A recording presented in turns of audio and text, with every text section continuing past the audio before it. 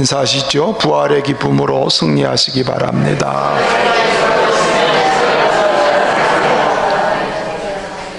할렐루야. 새 정부가 출범하기 전에 슬로건을 발표했습니다. 뉴스를 통해서 발표가 됐죠. 다시 대한민국, 새로운 국민의 나라, 이렇게 슬로건을 걸었는데, 제가 내용을 가만히 생각을 해보니까 헌법 정신을 고려해서, 헌법 정신을 반영해서 슬로건을 만들었다 생각이 듭니다. 우리나라 헌법 1조 1항은 대한민국은 민주공화국이다. 또 2항에 가서 대한민국의 주권은 국민에게 있고 모든 권력은 국민에게서 나온다. 단적으로 국민이 주인인 나라, 그런 뜻이죠. 이번 대통령을 흔히 국민이 불러낸 대통령, 아마 그런 뜻을 가져서 그런지 국민의 주권을 받들어서 국민을 위한 정부, 이렇게 한번 해보겠다. 진실되게 이렇게 된다면 우리나라는 정말 좋은 나라가 될 것입니다. 국민이 주인인 나라, 대통령이 주인이 아니고 국민이 주인인 나라. 자, 우리 예수 믿는 사람들은 내 안에 예수가 주인인 사람, 그 사람이 희망의 사람입니다. 오늘 다시 하고 제가 컴마를 찍고 사신 예수, 우리 교회는 부활의 교회입니다. 모든 교회가 다 그렇지만은 우리는 죽음과 같은 상황을 통과하고서 생겨난 교회이기 때문에 부활교회인 것입니다. 그게 무슨 뜻이냐면 예수, 부활의 주님이 주인이시다는 뜻이에요. 그래서 우리는 다시 사신 예수가 내 안에 사시는 그런 부활, 그런 것을 오늘 함께 생각해 보기를 바랍니다. 우리의 삶이 예수님과 따로따로일 때가 있습니다. 따로따로. 즉 예수님을 믿는다고 하는데 현실에 부딪힐 때 우리의 삶의 현실과 상황에서는 어떤가? 마가복음 4장에 보면 제자들이 배를 타고 갈릴리를 건너다가 큰 풍랑을 만납니다. 그 풍랑 앞에 제자들은 두려워 떨고 공포에 사로잡히고 이제 죽는다 이렇게 아우성을 칩니다. 예수님이 그 배에 계셨어요. 예수님이 평안히 잠을 주무셨어요. 예수님이 계신데 그들은 두려움과 불안과 공포에 떨었습니다. 그래서 예수님이 하신 말씀이 어찌하여 이렇게 무서워하느냐? 너희가 어찌 믿음이 없느냐? 여러분, 예수님을 믿지 않는 제자들인가요? 믿는데 어찌하여 믿음이 없느냐? 풍랑이 나는 현실 앞에 예수님이 옆에 계셔도 의식하지 못하고 인식하지 못하는, 이것은 중심에 예수가 계시지 않기 때문에, 따로따로이기 때문에. 뿐만 아닙니다. 제자들은 예수님이 계신데도 서로 자기가 높다고 다투기를 시작했습니다. 내가 더 선임자고 내가 더 높은 자리에 앉겠다고. 예수님이 기적을 행하시려고 시험해 보세요. 너희가 먹을 걸 주어라. 그랬더니 계산만 하고 있어서 돈이 아무가 있어야 되는데 돈도 없고 떡도 사지 못하니까 예수님 제 생각에는 돌려보내지요. 예수님 뜻보다 내 계산이 더 중요하고 더 앞서가는, 그러니까 예수님하고 따로따로라는 얘기인 것이죠. 예수님을 따라다녔지만 공적인 자리에서 예수 모른다고 얘기해요. 지금 예수님 저기 계신데 나 그 예수 몰라, 부인합니다. 분명 이 제자들은 주는 그리스도시라고, 주는 구세주라고 분명히 믿음을 고백을 한 사람들인데 실제 삶에서는 따로따로 예수님을 의식하지 않고 예수님이 옆에 계신 것을 생각지 못하는, 어떤 환경이나 상황이 오면 그게 크게 다가오는 거지. 그래서 불안해지고 그게 크게 느껴져서 예수님의 모습, 예수님의 능력은 어디 간지 없어지고 상황과 내 판단과 이성적인 계산으로만 가게 되는, 그래서 이성의 한계 앞에 불신앙으로 나타나는, 그것이 제자들에게만 나타나는 모습인가? 아니면 우리 지금 예수 믿는 우리들에게는 그런 모습이 없을까 하는 것이죠. 우리는 예수를 그리스도로 믿고 나의 구세주이기 때문에 주님 뜻대로 살기로 했네, 주님 뜻대로 살기로 했네, 그렇게 신앙 고백은 하는데 생활도 그렇게 갈 거냐? 가고 있느냐? 무언가를 결정하거나 선택할 때 주님의 뜻이 우선되는지 내 뜻이 우선되는지, 주님의 말씀에 순종이 먼저 가는지 인간적인 이성적인 계산이 먼저 가고 있는지, 육정이 앞서거나 사심이 더 주관해서 우리가 살고 있지는 않은지, 이런 걸 저는 쉬운 표현으로 따로따로 예수를 믿지만 삶은 별개라고 하는 것입니다. 분명히 예수님을 알아요. 지식으로 알아요. 예수님 구세주라고 지식으로도 알고, 부활하신 것도 알고, 예수님의 무덤은 빈 무덤이기 때문에 부활이 분명하다고 우린 다 인정하고 시인을 해요. 그러나 실제적인 상황에서는 그 주님이 어디 계시냐는 거지. 그 주님이 내 안에, 내 옆에 계시느냐는 거지. 종교적인 행위를 우리는 열심히 다 하지만 삶에 부딪히는 여러 상황들이 올 때는 실제적인 신앙의 모습이 드러나고 있는가? 망아지를 탈 때 고삐를 이렇게 잡고 이랴 그러면 그 고삐대로 가야 되는데, 길들여지지 않은 망아지는 주인이 고삐를 아무리 당겨도 자기가 뛰고 싶은 대로 뜁니다. 자기가 하고 싶은 대로. 길들여지지 않아요. 주인에 대한 생각, 여기 등에 탄 주인에 대한 생각이 없다는 것이지요. 어려운 상황이 우리 옆에 더 크게 느껴져서 때때로는 불안하고 절망하고 두려워하고, 그것이 일상생활의 근심이나 원망이나 걱정으로 막 우리의 짐이 점점점 무거워져서 살아가는,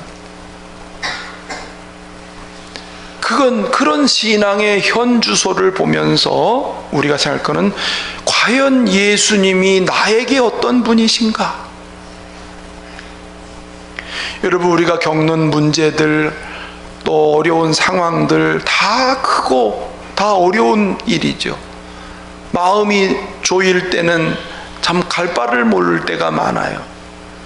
그러나 우리 예수 믿는 사람들이 꼭 기억해야 될 것은, 예수님이 내 안에 주인으로 살고 계신가, 예수님이 내 안에 사시는가를 우리는 생각해야 됩니다.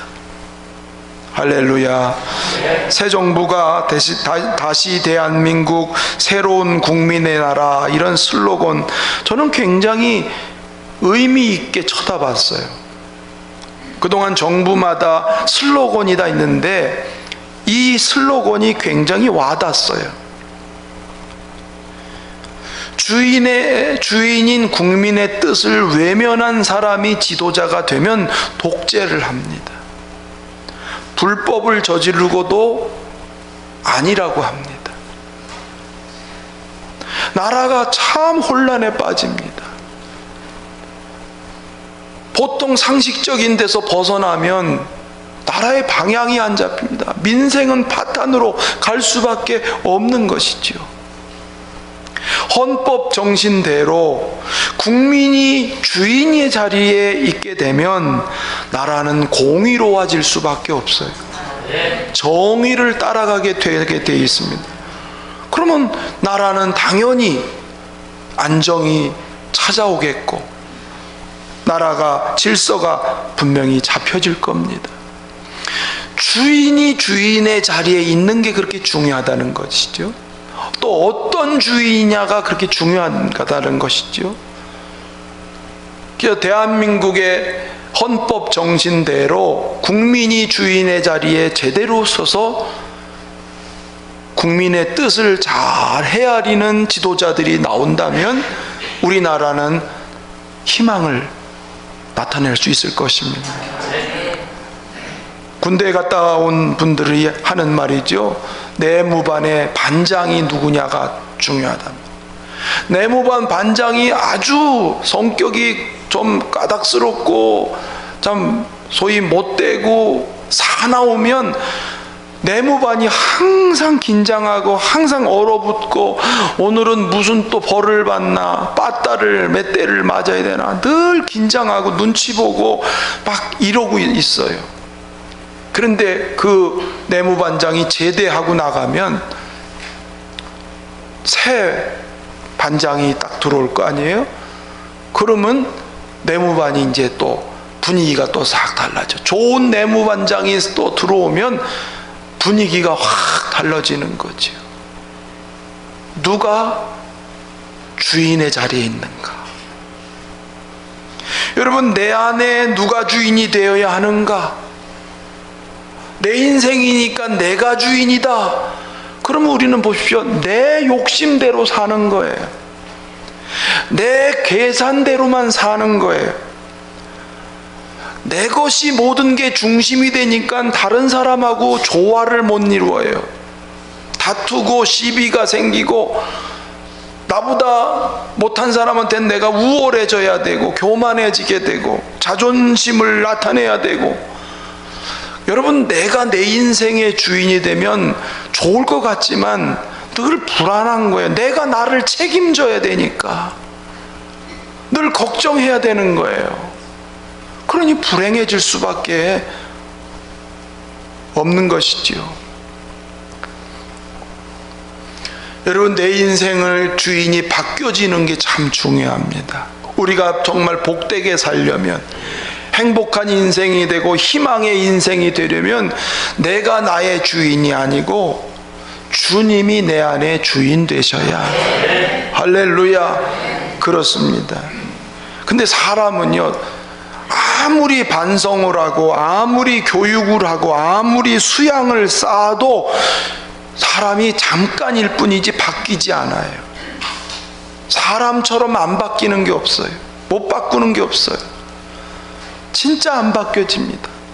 근데 사람이 달라진다, 사람이 변화된다, 그것은 어디서 오냐면 내 속에 있는 주인이 바뀌어지면 그 주인의 영향 때문에 사람이 달라지고 변화된다는 것입니다.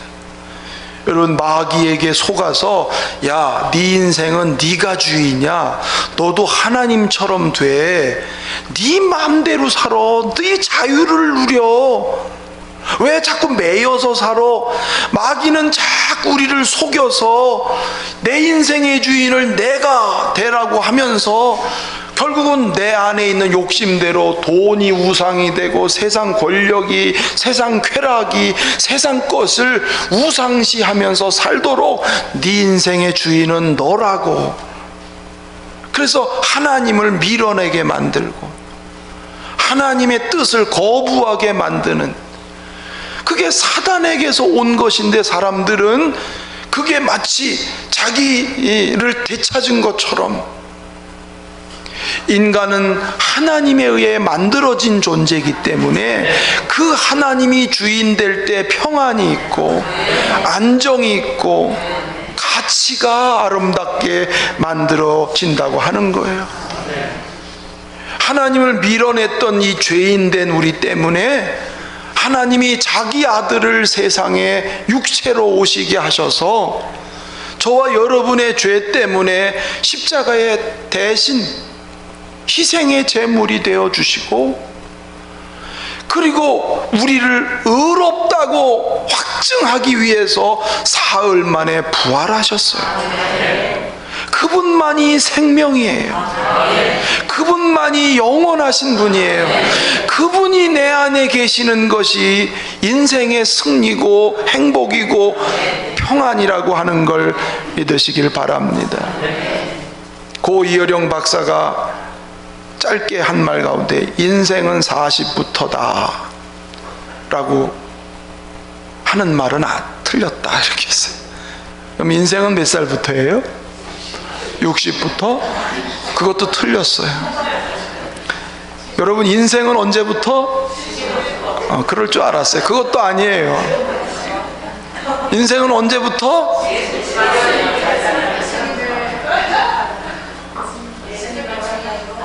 그렇죠. 예수님이 내 인생의 주인 될 때 비로소 인생의 시작이에요. 왜냐하면 그 전에는 죄값으로 사망에 처하게 됐기 때문에 살았지만 죽어 있는 거하고 똑같아요. 예수님이 내 안에 생명이 되실 때 영원한 생명으로 시작하는 거니까, 예수 내 구주, 예수 내 주인 될 때에 사람의 인생의 시작이, 그걸 고 이어령 박사님이, 그 똑똑한 양반이 예수 믿고 발견했어요. 여러분, 부활의 주님이 내 안에 오셔서 나의 참 주인이 되시는 삶이 어떤 삶일까요? 제가 며칠 전에 차를 타고 쫙 가는데 벚꽃이 길가에 쫙 폈는데요, 와, 이 탄성이 저절로 나와요. 누가 시켜서 안 나와요. 그러면서 마음이 퍽 뚫리고 말이죠. 근심이 싹 사라지고요, 얼마나 마음이 흡족해지고 좋아지는지 몰라요. 아마 그게 없는 사람은 지금 마음이 굉장히 힘든 사람이겠죠.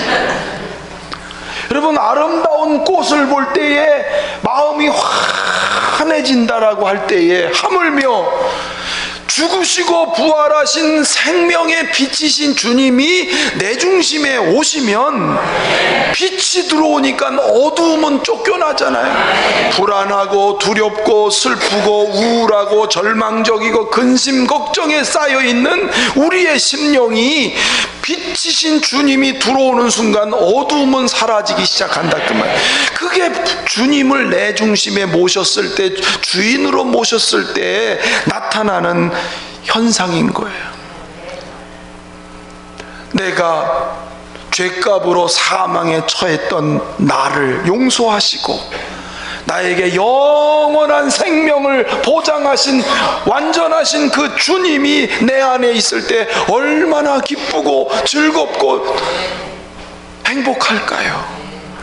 여러분, 이 즐거움이 있기를 주의 이름으로 축원합니다. 할렐루야. 이 방 처음에 2년 전에 왔을 때 물이 바닥에 큰근하고 곰팡이가 막 쫙 썰고 비어 있었으니까 몇 년 동안 냄새가 쾌쾌한 냄새가 나고, 근데 이 방을 우리가 계약을 하고 열린문 교회가 주인이 딱 되니까 이 방이 이렇게 좋아졌어요. 이제 어디 가고 싶지도 않아. 여기가 너무 좋아. 정도 들고. 지하교회라고 그래서 걱정을 하면서 교회를 와봤더니 사람들이 어우, 지하 같지가 않아요. 너무 교회가 이렇게 좋아요. 교회가 너무 안정돼 보이고 막 기도가 저절로 되고 여기가 너무 좋다고 이 집 원주인이 와가지고 여기가 변한 걸 보고 입을 이렇게 좋아진 수가 있냐는 거지. 여러분, 열린문 성도들이 여기를 딱 들어오니까 이 공간이 이렇게 아름답고 이 좋은 장소로 변화되는 거예요. 그 부활하신 예수님이 내 중심에 오시면 쾌쾌하고 냄새나고 우울하고 불안정한 우리 인생에 희망이, 할렐루야, 일어나는 걸 믿으시기를 축원합니다. 그래서 초대교회 성도들은 환난과 핍박을 당할 때 그 고난을 당하면서도 기뻐했다라는 거예요. 기쁨의 근원이신 그분이 내 안에 계시니까 매를 맞고 고난을 당해도 기뻐했다는 거예요. 모라비안 교도들이 풍랑 속에서 배를 타고 가면서 다른 사람들은 난간을 붙잡고 무서워 떠는데 모라비안 교도들은 박수치고 찬송하고 기뻐하며 노래 불렀대요. 부활한 주님이 여기 계시다고. 지금 이 배에 우리와 지금 함께 계신 그 주님 때문에 상황과 환경이 어려워도 기뻐하고 노래를 부른 것입니다. 숨어있던 제자들이 부활의 예수님을 만나고 나서는 거리에 나가서 예수를 담대하게 전하는 것은 그 주님이 계시니까 담대함이 오고, 주님이 계시니까 행복이 나타나고, 주님이 내 안에 계신 대로 나타나는, 할렐루야, 저는 코로나 3년 동안 성도들 가운데 많은 사람들이 움츠려들고 위축되고 어떤 사람은 정신적인 병, 마음의 상처 막 이런 게 있는데 이거 치료 방법 딴 거 없어요.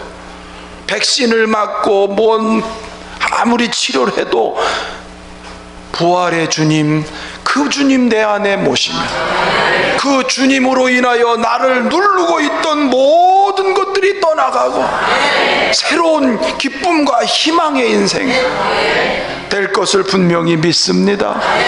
제가 힘들고 어려울 때에 늘 마음에 들려주신 주님의 음성, 두려워하지 말라, 내가 너와 함께한다. 항상 막 몰려오는 어둠, 막 몰려오는 그 아픔들, 두려움들이 오지만 말씀이 내 안에서 두려워하지 말라, 내가 너와 함께한다. 이 말씀이 들어오면 다시 힘이 나고 다시 살게 되고 다시 용기가 생기는, 할렐루야. 그렇습니다. 토마스 아켄피스가 쓴 그리스도를 본바다에 보면 은밀히 홀로 있을 때 경건해라, 나 혼자 있지만 주님은 여기 계신다.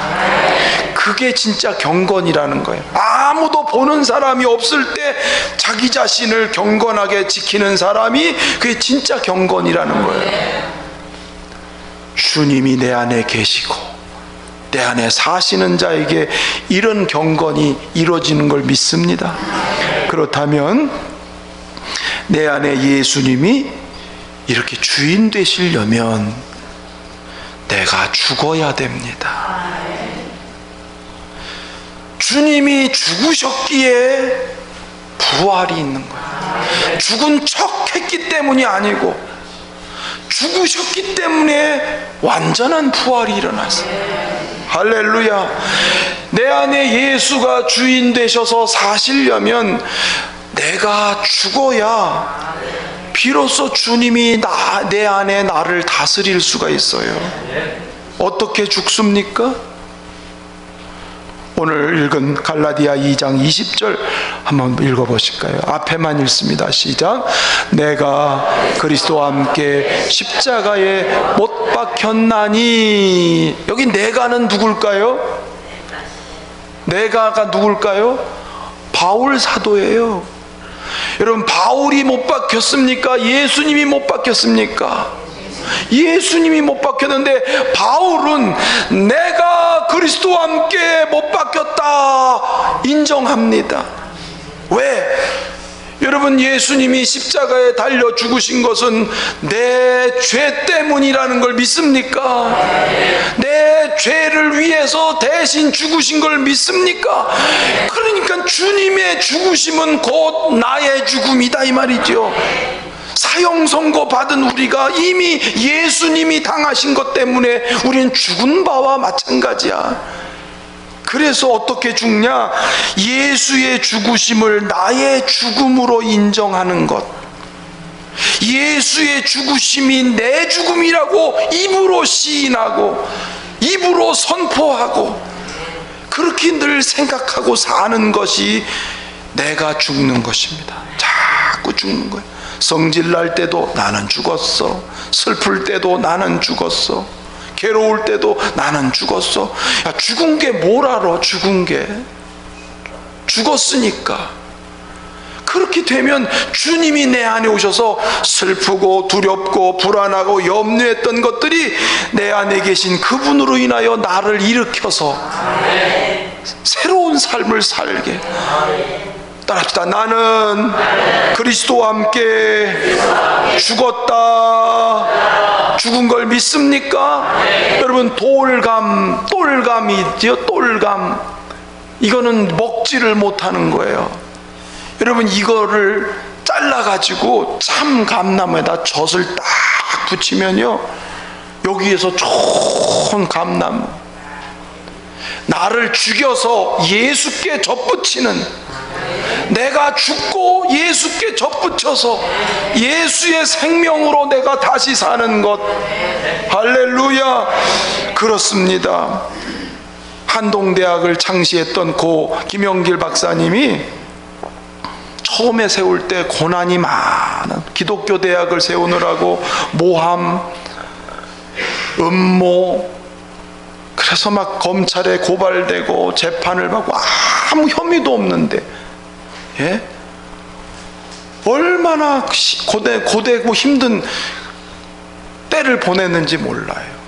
막 한동대학 학생들이 법정에 가서 우리 총장님은 아무 잘못 없다고, 예, 우리 총장님은 정말 깨끗한 분이라고, 예, 그런데 죄를 뒤집어 씌고 음모를 만들고 그렇게 억울하고, 사람이 깨끗한 그 사람을 악한 죄인으로 취급할 때 사람이 충격을 받아서 죽는 거거든요. 근데 이분이 그런 가운데도 집에 오면 누우면 잠을 잘 자요. 아침에 딱 깨요. 부인 권사님이 이 양반이 속이 어떻게 됐나, 저렇게 고통받고 스트레스 받고 저렇게 음모를 당한도 잠이 오나? 그래서 여보, 잠이 와? 잠이 와? 잠이 잘 오지. 어떻게 해서 그렇게 잠이 와? 그 고통 속에서. 예수님하고 내가 죽었어. 내가 예수와 함께 죽었으니까 예수님이 알아서 하실 거야. 나는 죽었으니 고민도 슬픔도 낙심도 우울함도 다 나는 죽었어. 죽은 것이 뭘 고민하고 죽은 것이 뭘 슬퍼해. 그러니 잠이 편안히 와요. 저도 그런 경험 많이 했어요. 막 스트레스 오고 막 엉뚱한 소리 듣고 막 별 스트레스가 막 많아도 우리 집사람이 당신 잠도 잘 자. 저는 그러고 막 어젯밤에 그냥 너무 힘들어. 그냥 도망갈까? 저러다가 죽지? 저러다가 어떻게 되지? 그래도 집에 와서 누우면 잠을 잘. 아침에 되면 또 희한하게 그 막 이 스트레스가 언제간 싹 없어서 또 신방 다니고 또 뭐 열심히 찾아가고 또 악수하자면 또 악수도 하고. 내가 죽었어요. 내가 죽으면 그 주님이 내 안에 오셔서, 그래서 막 어제 같으면 더 이상 못할 것 같고 안 될 것 같고 더 이상 희망도 안 보이고 이런 일을 언제까지 겪어야 되나 막 이런 한 탄식 소리가 나다가도 주님이 주시는 위로가 있고 주님이 주신 말씀이 있고 주님이 주시는 용기를 힘입어서 또다시 일어나게 되고 또다시 일어나게 되는.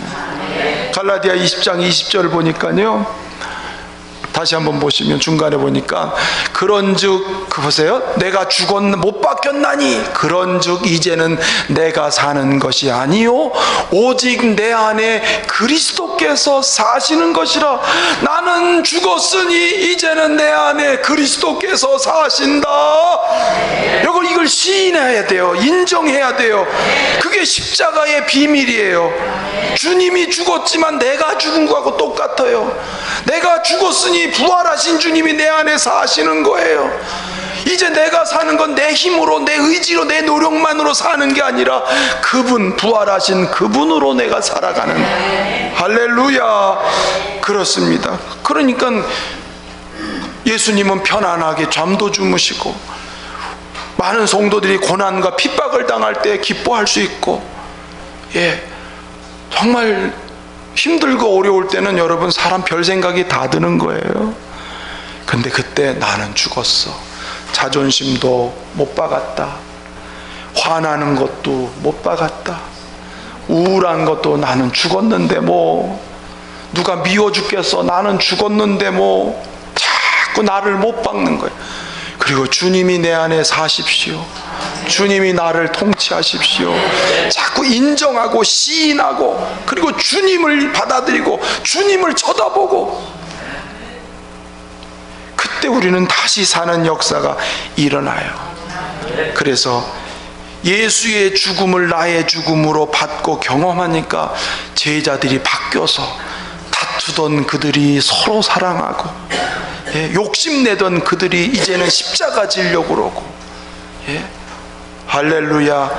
그렇습니다. 전에는 내 욕망을 위해서 신앙생활하고 내 성공을 위한 종교생활하고 내가 어떤 복만을 위해서 신앙생활 하던 사람이 이게 자칫하면 우상숭배가 되거든요. 그런데 주님이 나를 위해 죽으신 것 때문에, 그리고 나를 위해 사신 것 때문에 오늘 마지막 보니까요, 이제 내가, 거기부터 시작, 이제 내가 육체 가운데 사는 것은 나를 사랑하사 나를 위하여 자기 자신을 버리신 하나님의 아들을 믿는 믿음 안에서 사는 것이라. 내가 지금 육체를 입고 사는 것은 전에는 나 욕심, 내 성공, 나를 위해서 모든 게 나야. 그러니까 우상숭배가 돼버려. 근데 이제는 아니야. 나를 위해 죽고 나를 위해 부활하고 나에게 영원한 생명 주신 그 주님을 믿는 믿음 안에서 그 주님을 위해서 사는 삶으로 존재의 이유와 목적이 바뀌어져서 내가 살아야 되고, 오늘 먹고 마시는 이유도 주님을 위해서, 오늘 돈 벌고 많은 일을 이루는 것도 주를 위해서, 목적과 방향이 딱 달라져 버려요. 여러분, 이게 예수와 따로따로가 아니고 예수와 함께, 예수를 향하여, 또 예수님으로 인하여 사는 삶인 걸 여러분 믿으시길 바랍니다. 그래서 주 예수보다 더 귀한 것이 없는, 그래서 사나 죽으나 주의 것으로 사는, 그것이 나의 존재 이유가 되면 하나님은 우리를 통해서 영광을 받으시고 큰 일을 이루실 걸 믿습니다.